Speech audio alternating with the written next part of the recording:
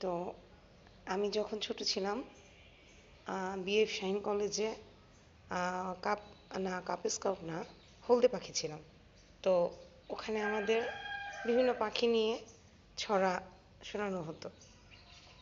Madam শিখিয়ে দিয়েছিল, তার মধ্যে বুলবুলি পাখির ছড়াটা মনে পড়তেছে। ক্ষুণ্ণ দুঃখী যদি রও, বুলবুলি দ্বারা সুখী হও। ওর ঝুঁটির কাছে আঙ্গুল বোলাতেই ও ঝুঁটি উঁচু করে ফেলছে। মানে ব্যাপারটা মনে হচ্ছে যে ও যখন রাগান্বিত হয় তখন মনে হয় ঝুঁটিটাকে উঁচু করে। অনেক ইন্টারেস্টিং। দেখুন, ও উঠতে পারছে না। আহ, এই কারণে হয়তো কোনোভাবে গাছ থেকে আঘাত পেয়েছে। এই জন্য আমি ভাবলাম যে ওকে খাবার দিই, পানি দিই, তারপরে ওকে আবার রিলিজ করার চেষ্টা করব।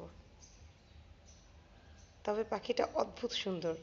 মহান আল্লাহ তাআলার অপরূপ সৃষ্টি। আসলে আমাদের মানে এই জগতের যত কিছু আছে, প্রাণী বলেন, পাখি বলেন, মানুষ বলেন, সবই অসাধারণ সৌন্দর্য। দেখুন,